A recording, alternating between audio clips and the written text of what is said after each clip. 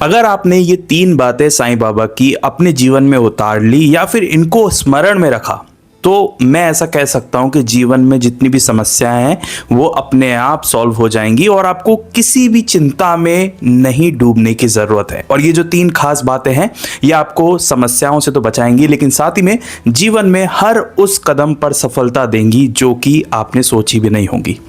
शुरू करते हैं। और ये जो तीनों बातें हैं ये बाबा ने अपने जीवन में अलग अलग भक्तों को बताई है। मैंने इन तीनों बातों को इकट्ठा किया और आपके सामने ये 3 खास बातें जो बाबा की हैं वो हमेशा याद रखनी है जीवन में। पहली बात, सुनना सीखो और उसको लिख लो। ध्यान से सुनिएगा।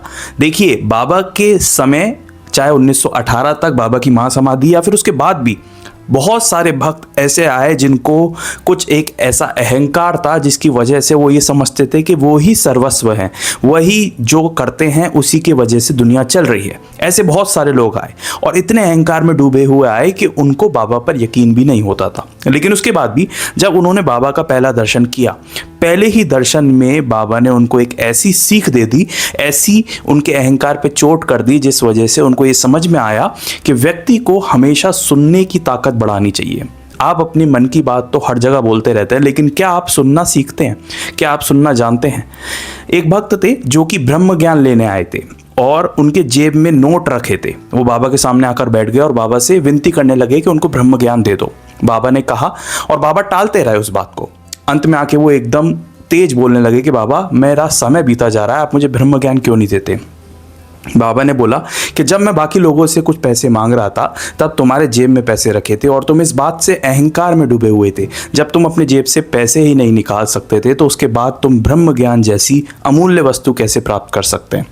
ये बात कई सारे भक्तों के साथ हुई और ये बात हमें ये समझाती है, जो बाबा का एक मैसेज भी है, कि व्यक्ति को हमेशा अपने अहंकार को आगे रखने से पहले तमाम जो बातें हैं उसको सुनना चाहिए। अगर आप अपने जीवन में सुनना शुरू कर देंगे ना तो जीवन में परिवर्तन आना तय है। क्योंकि अगर जब अब तक आप अपने अंदर की बातें बोलते रहेंगे तब तक आपकी ये चल नहीं पाएंगे और जब तक आप सुनेंगे नहीं तब तक आपका अहंकार नहीं चूर हो सकता। दूसरी बात इसी में थी कि लिख लो, यानी कि जहाँ से जो आपको पढ़ने को मिले, चाहे आप गीता का पाठ करें या फिर किसी अपने गुरु के बारे में यानी कि साईं बाबा के बारे में पढ़ें, सुने, एक डायरी मेंटेन करो और उसमें लिख लो। ये मैं इसलिए कह रहा हूँ क्योंकि साईं बाबा के एक शिष्य थे अब्दुल बाबा। वो बाबा के साथ बैठते थे, उठते थे और बाबा जो जो बोलते थे वो उनको डायरी में नोट कर लिया करते थे। देखो, दुनिया के बहुत बड़े बड़े जो कैलकुलेशन है, बड़ी बड़ी बातें जो हैं, उनको हमेशा किताब में लिखा गया है। अगर वो व्यक्ति ये सोचते कि हमें तो सब पता है, हम लिखे क्यों, तो उसके बाद वो शायद हमारे तक नहीं पहुँच पाती या फिर उन व्यक्ति के लिए उनका ज्ञान भी उनके काम नहीं आ पाता। जिस वजह से बाबा ने एक संदेश हमेशा से दिया है। अब्दुल बाबा जो बाबा के पास बैठते थे, बाबा उन्हें जो जो बताते थे वो उनको नोट्स बनाकर एक डायरी में लिख लेते थे। यही नहीं, खापरडे साहब का नाम सुना हो आपने, जो बाबा के एक भक्त थे, वो हर रोज डायरी लिखा करते थे। यानी कि लिखना इतना विशेष है। अगर आपको जीवन में किसी भी एरिया में, किसी भी जगह पर आगे बढ़ना है तो एक बात हमेशा याद रखना, चाहे वो स्पिरिचुअल हो या कुछ भी, एक डायरी मेंटेन करना शुरू कीजिए। जो जो आप पढ़ते हैं, समझते हैं या फिर सीखते हैं, चाहे बाबा से रिलेटेड हो या किसी धार्मिक ग्रंथ से रिलेटेड हो, उसको लिख लीजिए।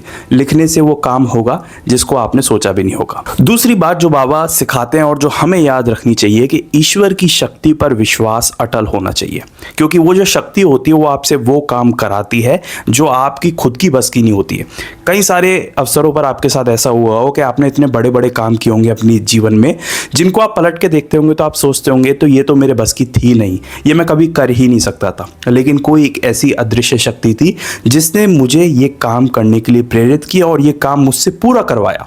इसका सबसे बढ़िया एग्जाम्पल अगर आप बाबा की लाइफ में देखेंगे तो हेमाड़ पंत जी हैं, यानी कि श्री दाभोलकर जी। दाभोलकर जी जिन्होंने साईं बाबा के ऊपर एक महान ग्रंथ साईं सच्चरित्र लिखा है, जिसमें वो एक लाइन लिखते हैं और वो लाइन है कि वो कहते हैं कि मैं इतना सक्षम नहीं था कि मैं अपने परम मित्र, अपने बेस्ट फ्रेंड की भी जीवनी लिख पाऊँ, लेकिन मैं एक ऐसे संत की जीवनी लिख रहा हूँ जिनसे मैं मिलने शिरडी में काफ़ी लंबे समय के बाद गया। मतलब बाबा शिरडी में थे, उन्होंने काफ़ी लंबा समय गुजार लिया था। उसके बाद बहुत ही बिल्कुल लास्ट फेज में जाकर वो साईं बाबा से मिले और जिसके बाद उन्होंने बाबा की पूरी जीवनी लिख दी साईं सच्चरित्र में। जिसके बाद वो ये खुद कहते हैं और ये खुद मानते हैं कि मैं इस काबिल कभी था ही नहीं कि मैं किसी परम मित्र की भी जीवनी लिख पाऊँ, लेकिन बाबा जैसे महान ईश्वरीय शक्ति की जीवनी लिखना ये मेरे लिए आश्चर्य की बात थी और बाबा ने खुद मेरे अंदर बैठ के ये जीवनी लिखी। तो ये बात बताती है कि आपको अपनी शक्ति पर विश्वास नहीं हो, लेकिन वो जो ईश्वरीय शक्ति आपके साथ खड़ी होती है वो आपसे वो सारे काम जरूर कराती है जिसके लिए आप पैदा हुए हो। तो अपनी शक्ति को छोटा मान सकते हो, लेकिन उस ईश्वरीय शक्ति को कभी छोटा मत मानना। इसका एक बहुत बड़ा एग्जाम्पल बाबा की लाइफ में से है बालाजी वसंत तालिम। इन व्यक्ति का नाम सुनकर आपको थोड़ी सी हैरानी हुई होगी। ये व्यक्ति ऐसे व्यक्ति थे जो एक चित्रकार थे जो कि मूर्तियां बनाया करते थे। आप आज शिरडी में जहाँ साईं बाबा की समाधि मंदिर में जाकर जो तस्वीर, जो मूर्ति बाबा की देखते हैं, वो मूर्ति पहले नहीं थी। वहाँ पर एक तस्वीर रखी जाती थी, लेकिन 1954 के आसपास एक तस्वीर वहाँ पर जो संस्थान है उनने स्थापित की, वो जो मूर्ति स्थापित की, वो जो मूर्ति है वो बालाजी वसंत तालिम जी ने बनाई थी। वो खुद बताते हैं कि उनको इस बात पर डाउट था कि वो ये जो मूर्ति है वो पूरी तरीके से बना पाएंगे या नहीं बना पाएंगे, क्योंकि एक तो बाबा के भक्त इतने सारे और उसके बाद एक अंदर से प्रेशर था कि वो किस तरीके से एक ऐसी मूर्ति बनाए जो बिल्कुल देखने में सजीव हो और बाबा का ही जो चित्रण है वो बहुत अच्छी तरीके से करे। लेकिन वही हुआ, जब उनको डाउट था अपने ऊपर, उनके साथ एक ईश्वरीय शक्ति खड़ी थी, जिसके बाद उन्होंने वो जो मूर्ति बनाई वो आज आप और हम जाकर शिरडी में जाकर देखते हैं। लेकिन हमें ये पता नहीं है ये किसने बनाई है। ये जो तालिम साहब है उन्होंने ये मूर्ति बनाई और वो खुद बताते हैं कि उनके पास इतनी हिम्मत नहीं थी, या फिर मैं कहूँ इतना तजुर्बा नहीं था कि वो बाबा की तस्वीर और सजीव मूर्ति बना पाएं, जिस वजह से, लेकिन उस वक्त भी वो ईश्वरीय शक्ति काम की और उन्होंने वो मूर्ति बनाई। तो इसलिए कहते हैं कि खुद से ज़्यादा उस ईश्वरीय शक्ति पर विश्वास करो, क्योंकि वो आपसे वो कार्य कराएगा जिसके आपने कभी सोचा भी नहीं होगा सपने में। नंबर तीसरी बात जो बाबा के जीवन से हमेशा अपने दिमाग में रखनी है अपने लाइफ में, वो है गॉड हैज़ बेटर प्लान। यानी कि ईश्वर का जो प्लान होता है या उनकी जो प्लान है या करने का ढंग है वो आपसे हमेशा बेहतर होता है। तो आप ये मत सोचिएगा कि आप जो कर रहे हैं वो सबसे बेहतर है, लेकिन उसके पीछे अगर आपको जो भी नहीं मिल पा रहा, आप जो सोच रहे हैं या फिर जो करने की कोशिश कर रहे हैं वो नहीं हो पा रहा, तो आप ये मान के चलिए कि उस ईश्वर के पास आपसे अच्छा प्लान है। इसका बहुत सारे एग्जाम्पल है, लेकिन मैं विशेष 4 एग्जाम्पल बताऊं तो दास गणु महाराज। दास गणु महाराज का नाम इतिहास में दर्ज है कि जिन्होंने बाबा के ऊपर इतने गीत लिखे, इतने गीत गाए और उनकी आवाज़ में जो जादू था, जिन्होंने उनकी आवाज़ सुनी वो बताते हैं कि ऐसा लगता था कि साक्षात साईं बाबा आपके सामने बैठे हैं। दास गणु महाराज का सपना था कि वो एक पुलिस ऑफिसर बने। पुलिस में थे भी वो, जिसके बाद वो चाहते थे उनका प्रमोशन हो। जब भी वो शिरडी जाते थे तो बाबा उनसे कहते थे कि ये नौकरी छोड़ो सरकारी और तुम स्पिरिचुअलिटी यानी कि ईश्वरीय मार्ग की तरफ आगे बढ़ो। लेकिन दास गणु महाराज और बाबा के बीच में इसी बात पर जो बहस चर्चा हो जाया करती थी। दास गणु जी चाहते नहीं थे, वो चाहते थे उनकी सरकारी नौकरी में उन्नति हो, पुलिस ऑफिसर बने, आगे जाकर उनकी प्रमोशन हो।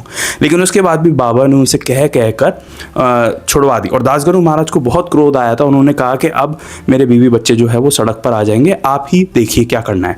जिसके बाद अगर वो पुलिस में होते तो आज उनका नाम कोई जानता नहीं, लेकिन बाबा का प्लान जो था वो उनसे बेटर था, उनसे बेहतर था, जिस वजह से आज उनका नाम आप सब जानते हैं। एक और एग्जांपल है जीजी नारके। जीजी नारके पूना के इंजीनियरिंग कॉलेज के एक प्रोफेसर थे, लेकिन शुरू में उनको काफ़ी लंबे समय तक बेरोजगारी झेलनी पड़ी थी, जिसके बाद उन्होंने बाबा से कफनी तक मांग ली थी कि आप मुझे कफनी दे दीजिए और मैं वैराग्य ले लूँगा। लेकिन बाबा ने उन्हें कफनी नहीं दी और उनको इस बात पे भी लगा था कि बाबा मुझे वैराग्य में भी नहीं जाने दे रहे, ना मेरे को रोजगार मिल रहा है, तो अब क्या ही होगा। लेकिन उसके बाद जब वो पूना के इंजीनियरिंग कॉलेज के प्रोफेसर बने, जहाँ पर उनको बिल्कुल भी उम्मीद नहीं थी कि उनका सिलेक्शन हो जाएगा, वहाँ पर उनका सिलेक्शन करके ये बताते हैं कि उस ईश्वर के पास आपसे बेहतर प्लान है।